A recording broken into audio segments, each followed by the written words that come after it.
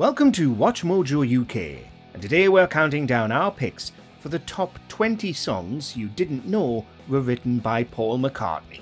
Before we begin, we publish new content every day, so be sure to subscribe to our channel and ring the bell to get notified about our latest videos. I hope you'll take your time and tell me when we're alone. Number 20, Mine for Me, Rod Stewart. We open with a different member of British music royalty, Rod Stewart. In a couple of hours I'll be driving home to the one I love. This lesser-known gem was written by Paul McCartney for Stewart's album Smiler. Mine for Me showcases McCartney's knack for catchy melodies and heartfelt lyrics. There'll never be another one like mine for me. Adding another layer to this collaboration was Linda McCartney's backing vocals on the track. Her voice complemented Rod's raspiness perfectly and added a touch of magic only McCartney could provide. This song was brought to fruition after Rod heard Paul name drop him at a press conference. And can't you see that it's mine for me?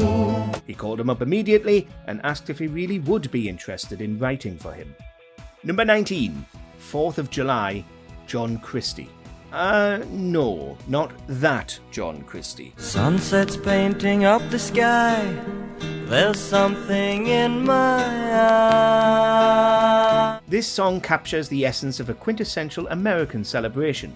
It's a hidden gem that resonates with McCartney's signature touch, blending rich harmonies with an evocative narrative that takes you through the sparks and bursts of Independence Day. It's the 4th of July. Though it captures the essence of summer and time spent with friends, it also has a very melancholy lining around it. Unfortunately, this one has not officially been accredited to Paul McCartney, but it's widely believed to be by him, especially since there are newspaper excerpts from the time that say he did. Why am I crying? It's the 4th of July. Number 18, Panina, Carlos Mendes. McCartney has helped musical talents all over the world, including this Portuguese singer, Carlos Mendes. Panina, Panina, Panina. Panina is a beautiful ballad that showcases Mendes' powerful vocals. You may think that the song tells the story of a lost love, but the truth is actually a bit more joyful. Take me home, help me friends, free my soul. While staying in Portugal, McCartney stayed in a hotel called Panina. There he ended up having a joyful night of drinking and good times, even getting on the stage to help a band perform. The song appears to illustrate that wonderful night he had. Panina, Panina. Number 17, Let's Love, Peggy Lee. Tonight is the flight of the butterfly. When jazz singer Peggy Lee invited Paul and his wife to dinner at the Dorchester, Paul brought along a very unique gift for his host. It was a song that would eventually become the title track for her 1974 album, Let's Love. Let's be in love and discover. And wow, Peggy Lee's smooth vocals really bring out the emotion in every word, making it timelessly beautiful. Let's love. It wasn't until 40 years later, in 2014, that Paul's original demo of the song was released in the deluxe edition reprint of the Venus and Mars album. Number 16, Catcall, the Chris Barber Band. Now for something a little different, an instrumental song written by McCartney without actual lyrics.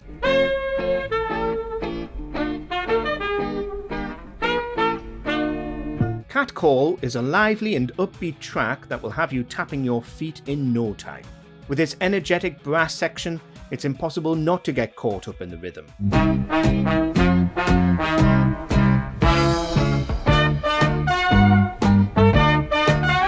But when the vocals kick in, it switches to an almost eerie mood, like the voices of the dead are calling out.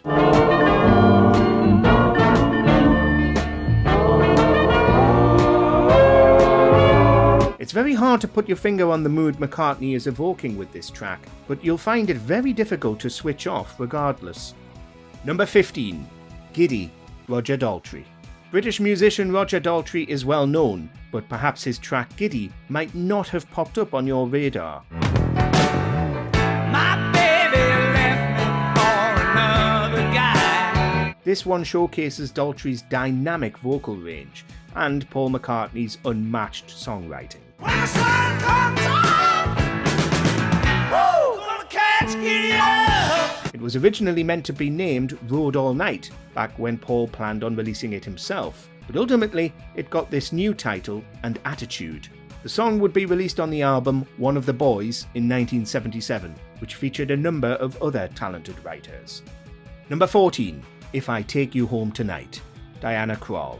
Being released in 2012 makes this one of the newer songs on this list. If I take you home tonight.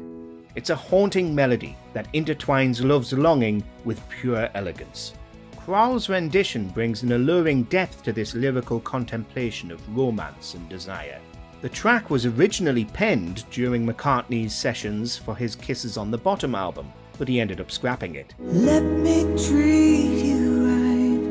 Let me take you home tonight. Thankfully, it found its perfect match in Krall's velvety voice. Krall's album may have received mixed reviews for being mostly covers, but critics fell in love with this original track. If I take you home, if I take you home tonight. Number 13. Love in the Open Air, the Tudor Minstrels. Like many great musical artists, Paul has dipped his toes into the world of cinema.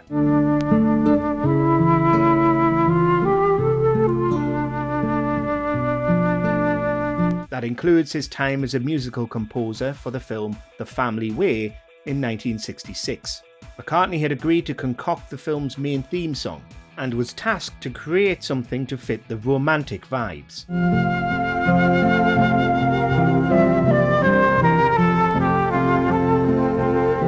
Unfortunately for the film's main composer, George Martin, Paul was taking a bit too much time putting it together, so he had to turn up on his doorstep and essentially force him to crack on with it.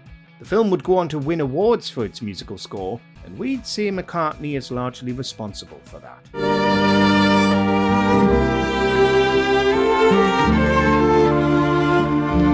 Number 12. On the Wings of a Nightingale, the Everly Brothers. When I love, I get a feeling like I'm traveling through the sky. Some of you were surprised we didn't mention this one in our previous clip, so we simply couldn't snub it a second time. With its gentle guitar strums and tender lyrics, On the Wings of a Nightingale takes us on a flight through love's enchanting skies.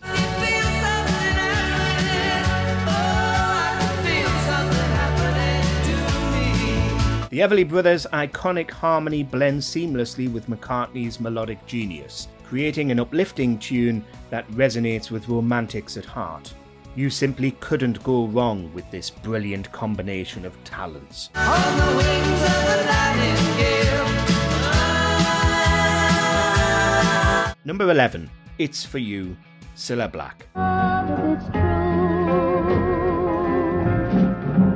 It's for you. If you've checked out our list of songs written by John Lennon, then this track may sound familiar to you. But many claim it's Paul McCartney who did the heavy lifting in this song by the late, great Cilla Black. Released in 1964, It's For You is a catchy pop ballad that tells the story of longing for love and connection. Love shows, I give my heart and no one knows. With its infectious melody, this song became a hit in both the UK and in the US.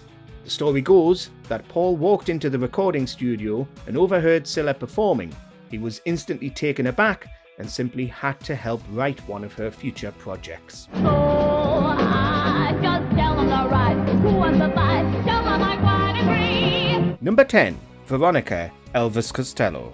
This song belongs to Elvis Costello, but it was actually co-written by Paul McCartney. These days I'm afraid she's not even sure if the name is Veronica. The lyrics explore the story of a woman called Veronica, who lives in a nursing home and suffers from memory loss. Costello and McCartney took inspiration for the lyrics after Costello's grandmother was diagnosed with Alzheimer's. The writing combo raised eyebrows at the time. McCartney was facing bad press due to his being an ex-Beatle, while Costello was young, upbeat, and ready to rock and roll.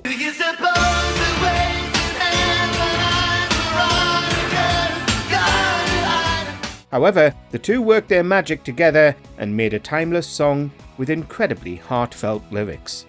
Number 9. 6 O'Clock, Ringo Starr. 6 O'Clock marked the first collaboration between Ringo Starr and Paul McCartney since the breakup of the Beatles a few years earlier. You keep me wondering why. Released on Starr's 1973 solo album Ringle, the song was actually co-written by McCartney and his wife Linda. The lyrics focus on the perspective of a man not treating his lover as he should. The collaboration sparked rumours of a Beatles reunion, especially since Starr also collaborated with George Harrison and John Lennon.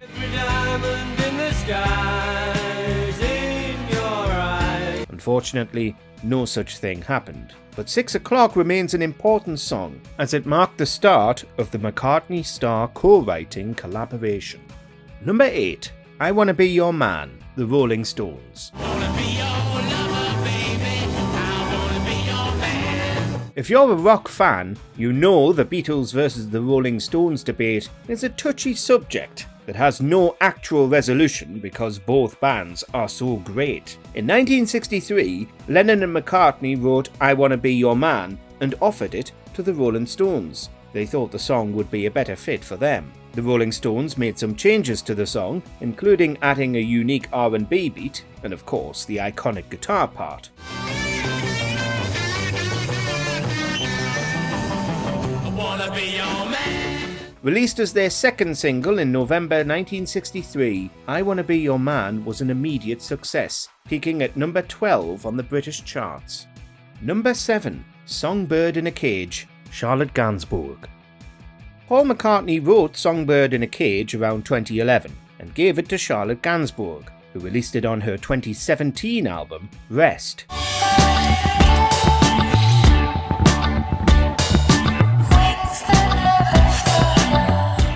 She met McCartney for lunch approximately 6 years prior, during which she told him that a song from him would be a dream come true. Sounds like a casual lunch conversation indeed. But sure enough, a few weeks later, McCartney sent her a demo of Songbird in a Cage. Gainsbourg later worked on, in her words, making the song more chaotic.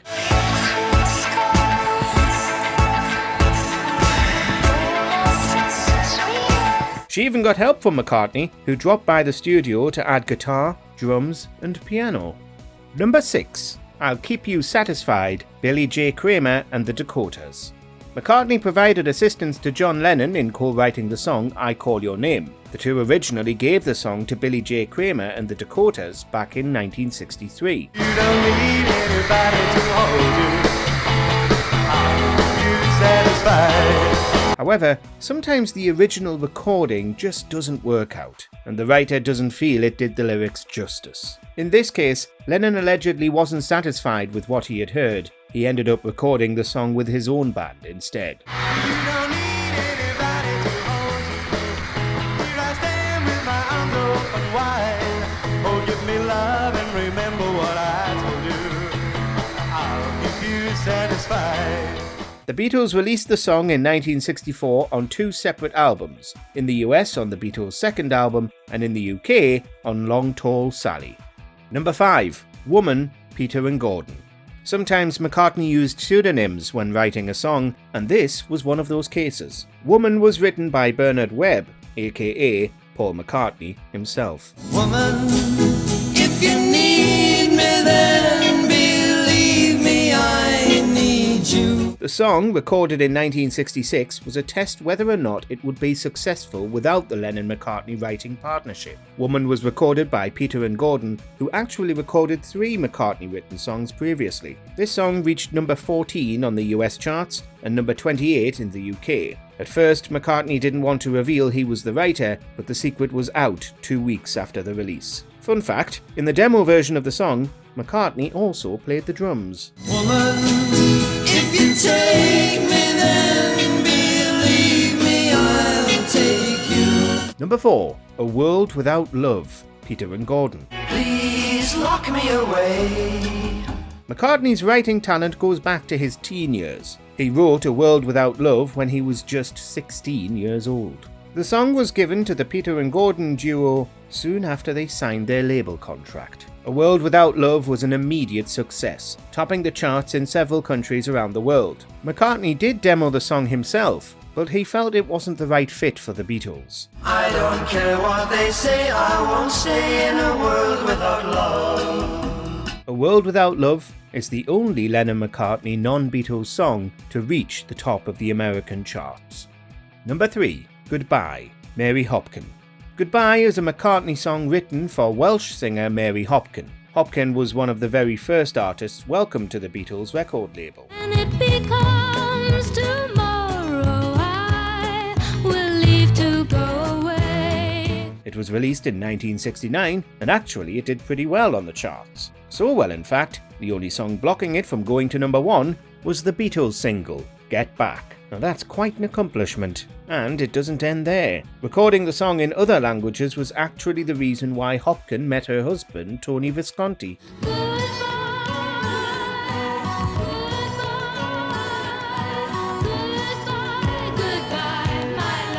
Sounds like Paul McCartney should add Cupid to his resume of many talents. Number 2. Like Dreamers Do, The Beatles. Written in 1959, Like Dreamers Do was one of McCartney's first songs. However, it's a song he didn't personally like. You are that girl in my dreams. He said the arrangement for it was weak. In 1962, the Beatles auditioned with it for Decca Records, but didn't make the cut. Yet despite its failure, it was an important step for McCartney. He revealed that playing your own songs at the time was considered a bit of a joke. Waiting for the bliss, like dreamers do. But he went on to say that Like Dreamers Do was still an important song to play in order to break the icky feeling of self-writing songs and then playing them. What an inspiration. Number 1. Come and Get It, Badfinger. You want it anytime, I can give it, but you better hurry. You're probably thinking of the Selena Gomez song, but no, McCartney didn't write that one. Come and Get It was a song written in 1969 and played during the movie The Magic Christian. It was performed by the Welsh rock band called Badfinger and reached number 7 on the Billboard Hot 100. It was also able to reach the top 5 in Canada, UK and Ireland, proving McCartney's penmanship never fails. You want it, here it is, come and get it. Interestingly enough, McCartney demoed the song with a slightly upbeat tempo compared to Badfinger's version. He even ended up playing it himself at a concert in 2011, surprising fans in Bologna. What a catchy tune. Do you agree with our picks? Check out this other recent clip from WatchMojoUK and be sure to subscribe and ring the bell to be notified about our latest videos.